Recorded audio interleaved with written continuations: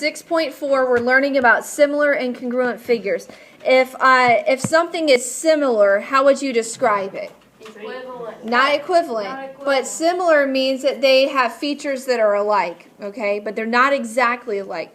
Now, if I said congruent, that means that they're exactly alike. So similar figures, and you don't have to write this down. I'd like to capture this for the recording, and you need to understand this. You just don't have to write it down in your notes. This is what similar figures are. They have the same what? The same shape, but not necessarily the same size. Okay, so you see down here in the green triangles, one is larger than the other one. They're still similar, they're just not congruent because they're not the same size. So this symbol right here means that two figures are similar. All right, that squiggly line, that's important for you to know. When you're working with similar figures, you need to identify the corresponding parts. Corresponding parts are in the same position, okay, on both figures. So let's look at the green figure. Let's look at angle A. What angle on the other figure would be in the same position as angle A? D. Angle D. So I would say that angles A and D are corresponding. Okay, what about C? F. F. So C and F are corresponding. What about B? E. So B and E are corresponding. Corresponding angles are congruent in measure.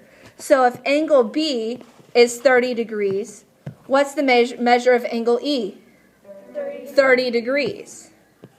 Okay, because corresponding angles are equal in measure. You'll see that a little bit more when we do example 4. Now let's talk about the sides. Okay, side AC. What would be the corresponding side to side AC? DF. DF. Very good. DF. What about AB? DE. DE. Again, same side, just on the other figure, or same position. What about BC?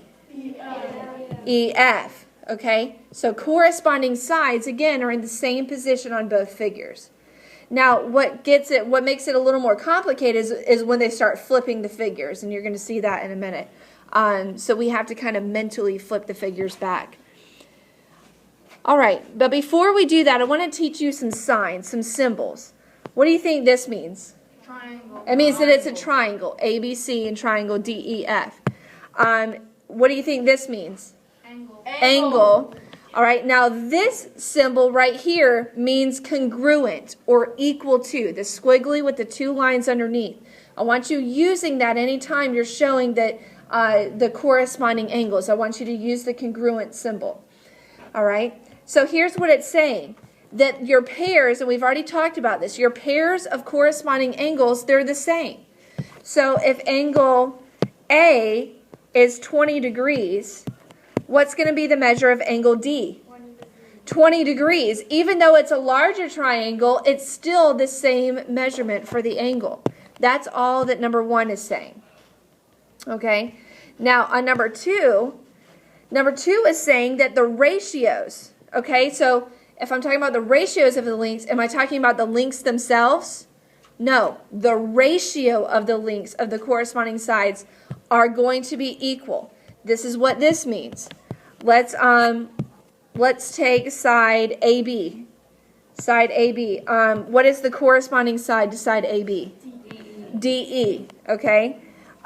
So that's my first one. What is the length of side AB? 10. Hold on. Side AB? 5. What's the length of side DE? 10. Okay. Let's look at our next. What is the corresponding side to side BC? 3. And what? Oh no, I'm sorry. What's the corresponding side to BC? EF. EF.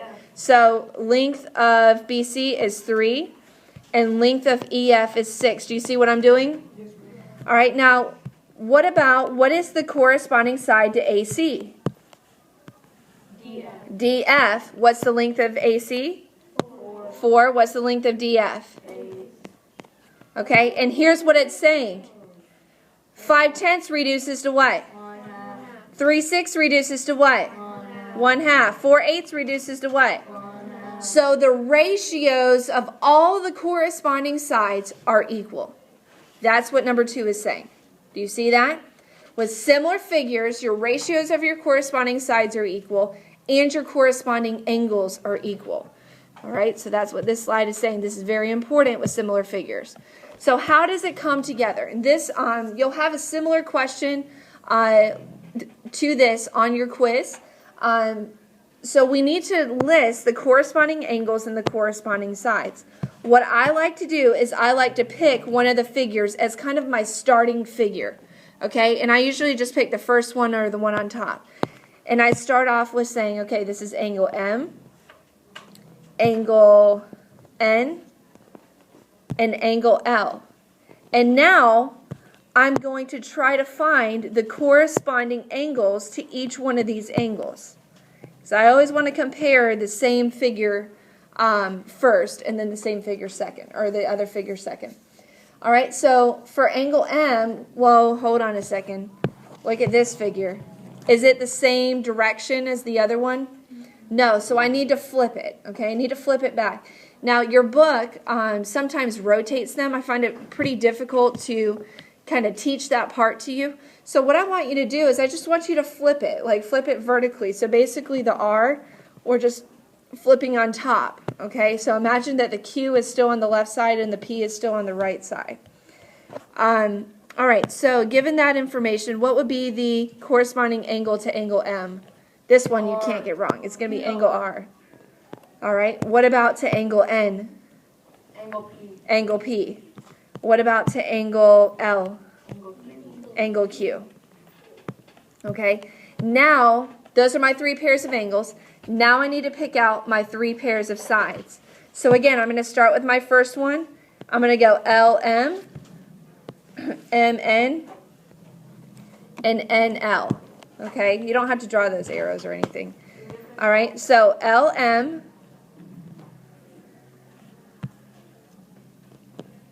MN, and notice that my first figure I'm writing in all of my numerators, okay, because I want to stay consistent, and NL. Now, what goes in my denominator is the corresponding side to that side. So for side LM, what is the corresponding side to side LM? QR. QR, very good. It would be QR. What would be the corresponding side to MN? RP. RP. And what about to NL? PQ. PQ. All right, you think you can do one? Yes. I'm going to give you one that's a trapezoid, okay? I want you to do one that's a trapezoid. So I want you to give me the 3 pairs of corresponding angles and the 3 pairs of corresponding sides. Okay, so let's set up A, B, C, and D. What's the corresponding angle to angle A? X, very good. What about B? W. Good. C? Z. Z. And D? Y. Y, very good. Who got all 4? Good job. All right, now, what is the corresponding side to side AB? XW. XW or WX? Now, what about the corresponding side to BC? WZ. WZ. What about the corresponding side to CD? DY. Or YZ? Good. And then AD? YX or XY. Okay, who got all 4 of those?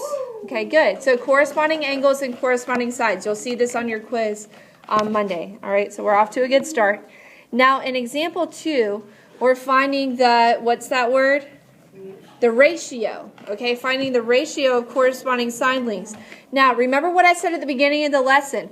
All of the ratios are going to be equal, okay, so if it's really similar. So I only need to do one of them and then just reduce it, okay? So we can pick whatever corresponding side pair we want to pick. All right, so someone raise your hand and just give me just one side in that first figure. It doesn't matter which one. Wesley? AD. Okay, so side AD, and then what is the corresponding side to side AD? JM. Yes. MJ. Yes, MJ or JM. Either way. Okay, so now what is the length? Guys, listen. Now I'm going to fill in the numbers. What is the length of side AD? 4/6. 4, and then what's the length of side MJ? 6. 6. How do I reduce it? 2/3.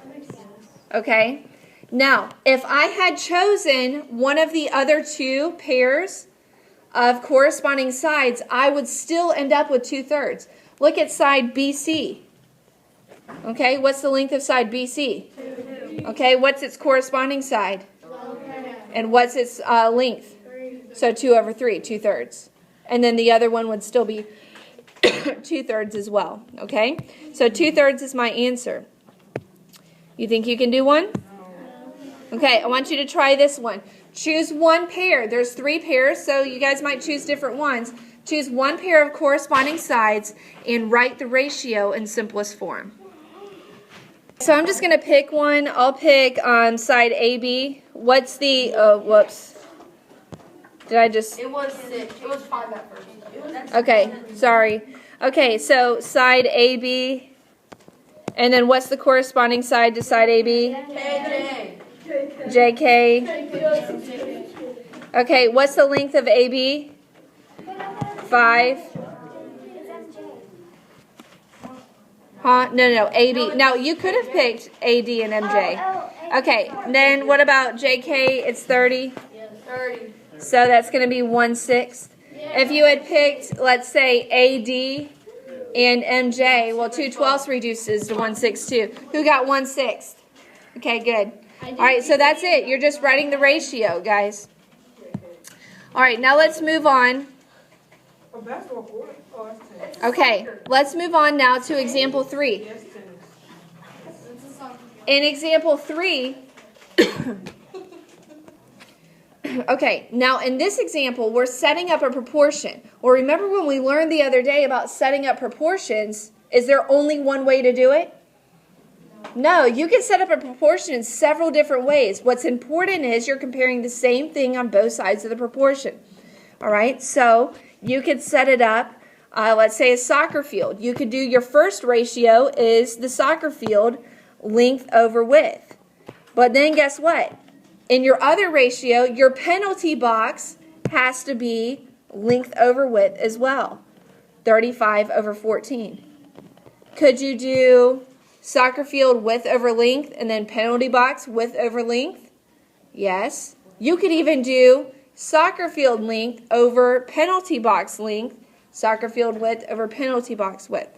All I'm saying is there's many different ways that you could do it. All right, this is the way that I prefer. Now all you have to do is your cross products. If both sides equal, then you know that these are similar figures. So what's 70 times 14? In your calculators. What's 2,800. I just did that in my head. 70 times 14 is 980. 40 times 35 is 1,400. So are they the same? Are they similar? No, they're not similar. Okay, so form a proportion, do your cross products. If it's not the same, then they are not similar figures. Okay? You think you can do one? All right, I want you to try this one. Same example, different numbers. Set up your proportion. There's many ways you could do it. And then if your answer is equal, it's yes. If they don't, it's no. All right, so I like to just go ahead and do 100 over 30. So length over width equals length over width, 75/20. All right, then we get 2,000 equals 75 times 30, 2250. Now, if you set up your proportion a different way, that's fine, but you should have ended up with those numbers. So if you did not end up with those numbers, you did not set up your proportion correctly. All right, who got it right? Who got it right? Good, good. Now, in example 4, I'm switching over now to congruent figures. Here's the difference. Congruent figures have the same shape, just like similar, but they also have the exact same size. Since they have the same size, the corresponding angles are congruent and the corresponding sides are congruent too. So I can use this information to find unknown side lengths and unknown angles. This is how it's going to look on your homework. All right? Given this trapezoid, ABCD, sorry, hold on. I forgot to go into drawing mode. Okay, ABCD, all right, it is congruent to W, X, Y, and Z. Since they are congruent, now I do have to kind of flip ABCD to make it match. What is the length of side YZ? Okay, well, what is the corresponding side to side YZ? AD. And what is the length of AD? 12 meters. So guess what? YZ is 12 meters as well because they're congruent figures. This only works if it's congruent figures. Doesn't work if it's similar. Okay? Huh? Yes. Okay, so now what about DC? Okay, so again, what is the corresponding side to side DC? It's going to be XZ, which is what length? 16 meters. So guess what? DC is also 16 meters. Now let's talk about angles. Okay, well, I want to know the measure of angle X. I don't know the measure of angle X, but I do know what is its corresponding angle. Angle what? C. And what is the measure of angle C? So guess what angle X is? 80 degrees too. Now, I don't know angle Y, but what is its corresponding angle? Angle A, and what is its measure? So guess what angle Y is? 105. Do you see how I'm using the corresponding angles and sides? Since I know they're congruent, I know that the angles are the same measure and the sides are the same measure. All right, any questions? Anything at all? All right, and that's everything you need to know for 6.3. No, 6.4.